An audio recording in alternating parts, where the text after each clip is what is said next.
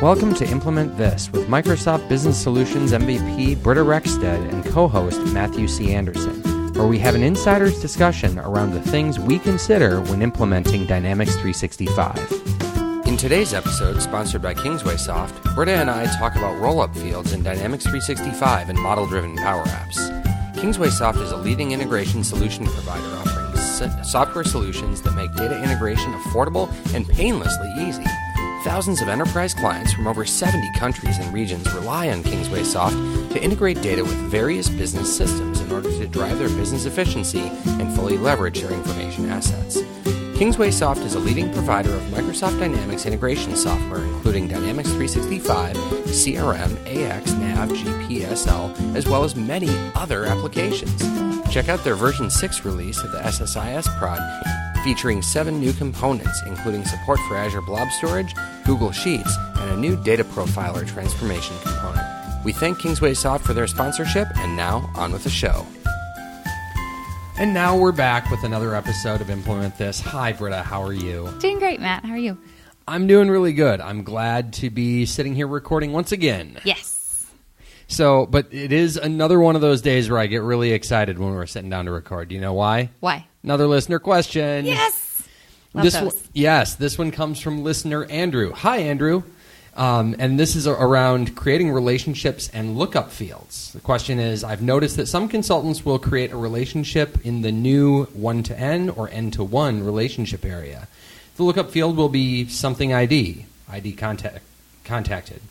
I've also noticed that some consultants will create a relationship by adding a lookup field, and then it won't put ID at the end of the field name.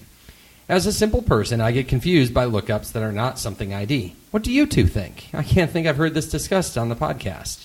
Well, Andrew, let's start off by saying you are correct. We have not discussed this one on the podcast. Yes, we have not. But we love listener questions, so thank you. Keep them coming. Absolutely. And we did a little bit of just chit-chat pre-show, and it sounds like Britta and I definitely have different backgrounds on this one. Yes. So it's probably good to chat about. Uh-huh. Yeah.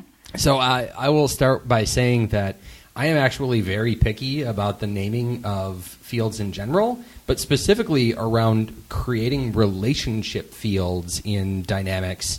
I am I take a very hard line, and anybody who's been on a team of mine has heard me just evangelize a very specific way to do this. So, Britta, what is your general approach? So now I feel a little busted because I used to work for you and I don't remember doing them right, so I probably did them wrong. Sorry, Matt. I learned CRM on my own back in the day, and no one ever told me there was a right way to do it. And then since then, I've been a consulting chameleon where I just blend into whatever culture for whatever partner I'm working for at the time. And so I try to figure out if there is a naming convention, and I follow that. But I definitely have not come up with one of my own. Probably should, but haven't. Yeah. Done So what was the one that I got wrong when I worked for you that I didn't do? You're getting called out in front of hundreds of listeners. Oh, here. yes, busted. But no, so the first and foremost thing is I always press people to create relationships through the entity configuration screen, not in the form designer, and specifically doing it in those N-to-1 or 1-to-N fields. And there's a couple of reasons why that should be done, or I prefer to have it done that way. One is you do have total control over the naming of the field and what the relationship name is going to be. We'll come back to a couple of the things on naming here in a second. But the other part is, in previous versions of Dynamics, there were little gremlins about things that would work just a smidge differently when you would create them from the form designer itself. So I found that I ran into fewer of those little gremlins along the way if I would always go through the 1-to-N or N-to-1 field or relationship creator in the configuration window, whether that's in customize the system or in an individual solution. Okay, interesting. So what kind of bugs did you run into? So it was around little things of when it would get added into navigation on the related entity and having problems with that on the form. It would just get weird. Interesting. And when you think through kind of the naming of a field and the placement of that within the navigation, I think that's always something that you should be considering when you're designing a system. Is like, okay, not just what is this lookup field, but as someone is looking at the parent field for that parent-child relationship, what should we be calling it? Because if you have, say, multiple one-to-many relationships between account and opportunity is a very good example. If you're working in like a model where you're tracking a reseller partner along with an opportunity, that's typically another lookup from opportunity to account. And it makes sense you just name the field that you're looking up the partner in that case, or reseller, whatever nomenclature you want to have there. But on the other side of that is it's on the account, and you have account and opportunity on the other side of it, and you now have two different child relationships that are looking to opportunity. And how do you tell the difference between those two? And by going through and creating it from the configuration window, the solution designer, that side of it, all of those fields are kind of immediately exposed to you. Whereas if you are using the kind of the form designer, you just give it a name and it's really quick and easy, and boom, you've got your field that you can drag and drop out onto the form. Interesting. I'm slightly embarrassed to say I haven't thought of it that way. It's a good point. I do spend a lot of time there. I make a big deal out of Cascade Rules. I think people do not pay enough attention to their Cascade Rules, and as someone who does a lot of rescues, I get surprised how many calls I get about that. They don't know that they're calling about Cascade Rules, but they're calling about Cascade Rules. Yeah. And so that can cause a lot of issues. And then also mapping, I think, is a great thing from the relationship too. Yes. Save yourself so much time.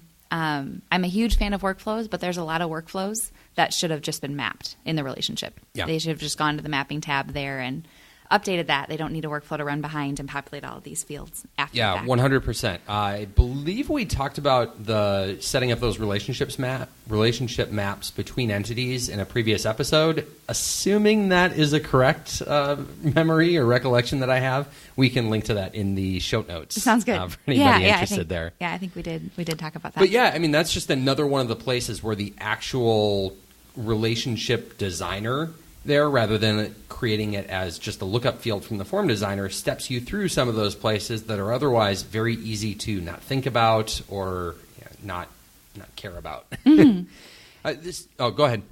I was thinking about that makes sense what you're talking about for major entities, things you think about all the time, like accounts and opportunities and contacts and that kind of thing. I find a lot of what I'm building lookup fields for in an implementation is what I would call operational data. So that is where we kind of need an option set, but we really need a lot of security control or other things going on. And so instead of using a pick list of sorts, we have this child entity. And so that gets a little messier in thinking about this kind of thing because you're not usually on that child entity looking at all of its relationships or other things.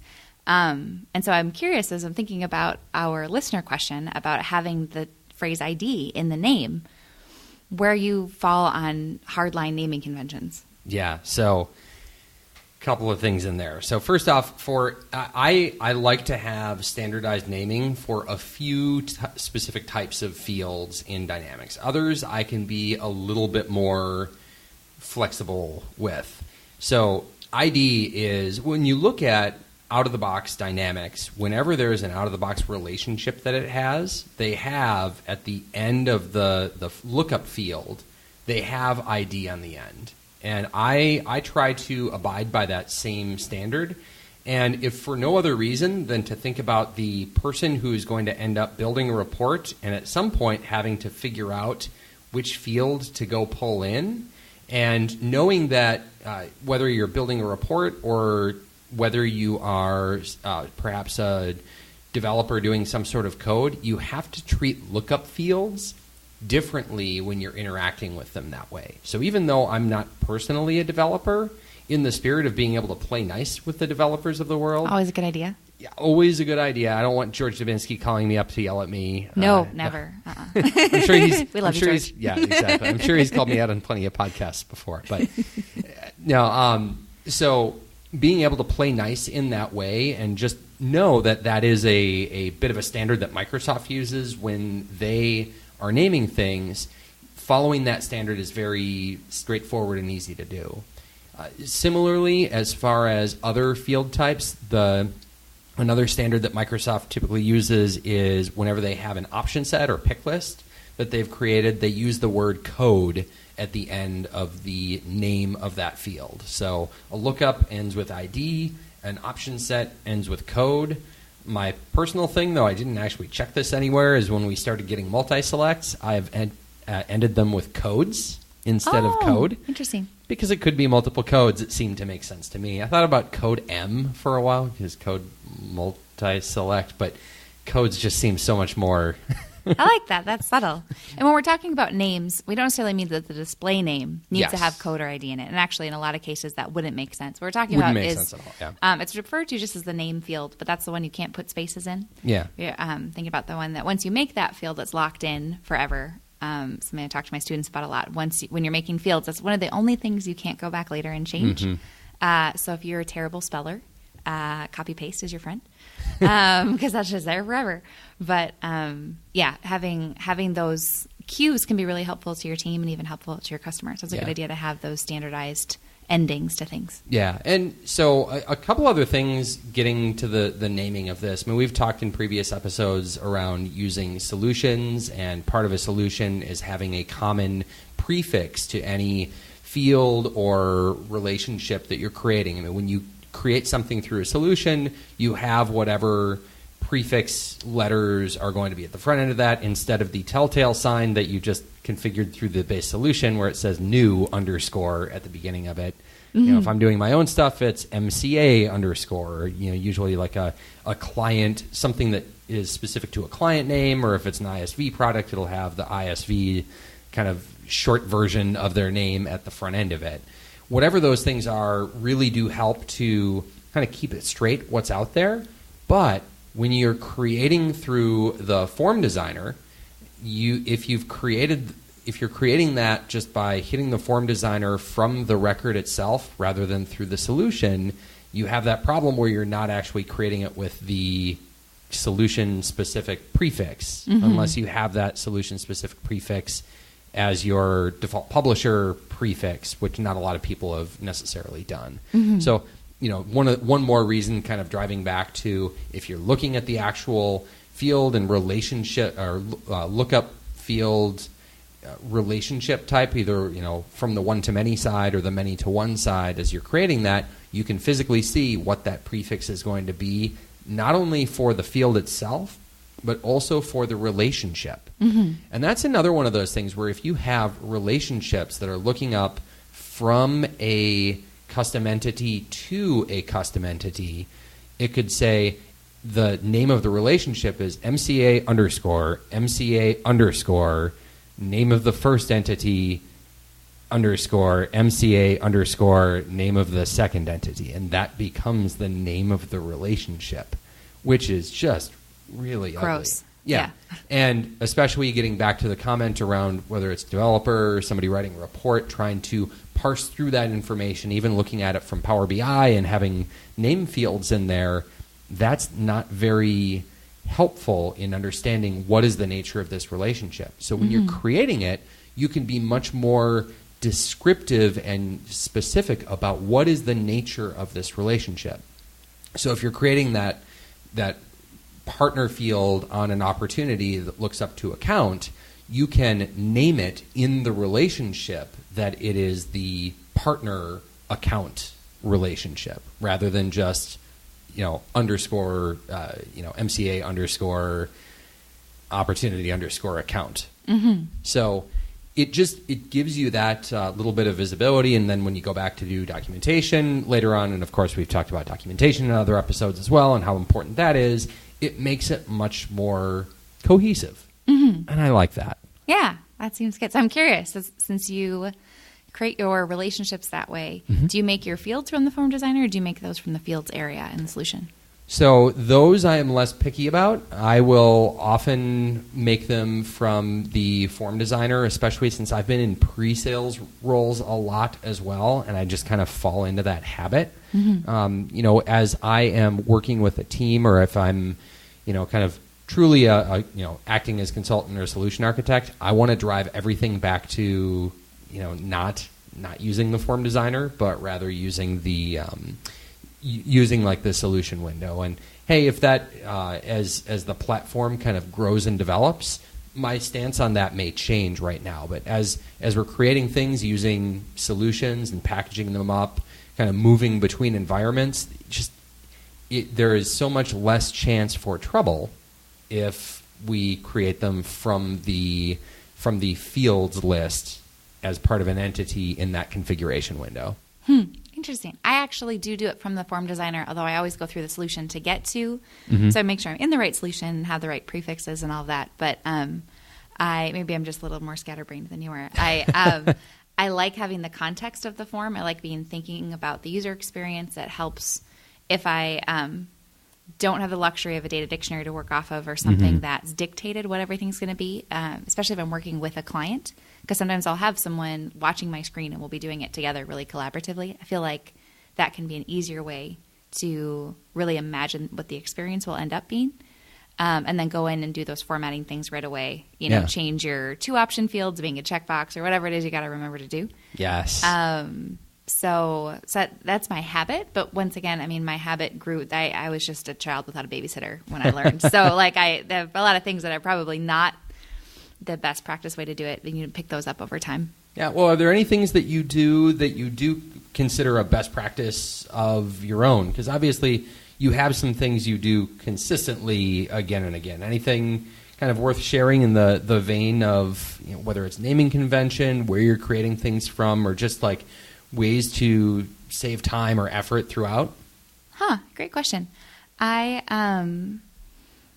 Huge time saver is global option sets. That one will get you every time. That one's always frustrating, get that one wrong. Like I already mentioned, Cascade Rules on relationships are really important to me. Usually when I'm building a relationship, I'm thinking about what I can do in a workflow and what I can't. And that is what drives a lot of what the relationship looks like, if I need to make a manual many-to-many to get there, what security is going to be, and all of those implications. And so when I'm building these types of fields, that's usually where my head is at. I'm not as much on the reporting side of things. I'm usually on the automation side. So I'm thinking about, can I get there in a roll-up field? Am I going to be able to make this work in a workflow? Where my child record's going to fall? That kind of thing. Something to keep in mind that we bumped into a couple weeks ago on a project. When you're using this operational data, the name is kind of a bummer. We have this required name field on all of our custom records, but you do actually really care about that because you're locked down in how you can control the lookup view, what shows up when you go to pick that child. And so as much as your operational data may be fairly intense metadata, not really human readable, all of that, make sure you still have a pretty name and everything on it, because you're going to get into issues really fast. If you have like a serial number in the name field, it's going to look really ugly when you go to hack it, and you actually are surprisingly limited in what you can control what shows up in the lookup field, but you have to use that name. Yeah. And so that's kind of my most recent just reminder on creating these lookup relationships. So that reminds me of another thing that I do, and it does come to naming, and it's another specific procedural thing that I've kind of adopted over time, and that is, whenever I am creating a new entity, being very specific at the time that I'm first creating it, what is the label of that primary field going to be? So it needs to be a text field in that way, because it's going to be part of every record. It's the hyperlinked text that shows up when you have it in a related field. But at the time that you're first creating it, you can hit the other little tab in the creation window to change the name of it, and also change the requirement level for it, which gets a little bit dangerous, because if you don't have it required, you can have a bunch of blank data.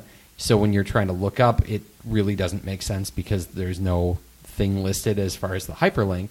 But you can do that. So what I like to do is be thoughtful of what the primary field is going to be. And if there's something that makes sense that someone's going to fill out anyway use that as the primary field and something they're going to be able to recognize. Whereas I'd say early on as I was working with the platform, I would just take the default name field and I'd end up using something like workflow to fill in, and sometimes I'd fill in the exact text from another field to that name field because I wanted to have it somewhere else in a field that wasn't called name behind the scenes and wasn't set as business required at the time. But again, just kind of that was a lesson learned along the journey that has definitely made me appreciate, like, when I'm creating that new entity, let's think through it before I just hit the OK, save, and create button. I think I still use workflows to populate that name field fairly often. Not in the major record types, because those usually should have an obvious name. There should be something to call your opportunity. Your contact should be a person. Things like that.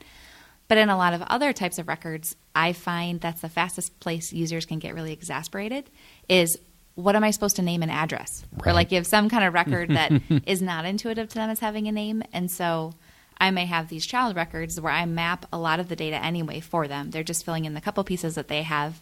I don't want the user to get frustrated and try to think of a name for a prescription or a name for something else that wouldn't occur to them usually. Or the thing that would occur to them would make rampant duplicates in the system. Sure. So then I do end up using some kind of automation to populate that. But I agree, if you can think through it at the time that you're creating it and have that intentionality, naming it something other than name is probably makes sense. Yeah. So one last thing on this part of the topic, and I think I've probably exhausted it at that point, but you'd made a comment before about kind of reference data as part of lookups, and oftentimes that's going to be a custom entity for that one. That's one where I definitely relax a little bit more on kind of what the label of that field is going to be, but I will go back in and make sure that as the logical name that people see, when they hit that lookup, and that's the column that has the hyperlink, it's the primary field that they're kind of picking from, I want the label at the top of that to be more descriptive. It's really easy to leave it as name because it's the name of that record. But if you are looking up, territory is a bad example, but I'll say maybe you're using a custom territory field, just call that territory. I mean, if it's the territory name, call it territory name if you really want to keep name in there, or just call it territory, but don't just leave it as name, because that to an average user, it's like, well, that's not a name. That's the territory. Yeah. And it's just those little incongruous things add up for a user, and like, oh, I guess I just have to remember that name is really territory. It's like, no, you can do that amount of help for them. Yeah. And you don't want to ever have something that they have to remember doesn't matter. Right. Bad user adoption. So make sure everything matters or do it for them. That's the beauty of automation. Absolutely. So anything else before we kind of wrap up on this item? No, I think we're good. All right. Well, fantastic. Andrew, thank you for listening, and thank you for sending in the question. I hope this has been interesting for you and for everybody else who didn't send in the question. Feel free to send in your own and have us weigh in on kind of what we consider as we look at implementing that type of thing. Sounds good. Thanks. Thank you. You've been listening to Implement This with Britta Rexted and Matthew C. Anderson. Do you have a business problem you'd like us to discuss on the show? Reach us through our website, implementthis.org, where you can also subscribe to the podcast. We're on Twitter, too. Britta is at MacGyverCRM, and I'm at MC Anderson. Thanks so much for listening.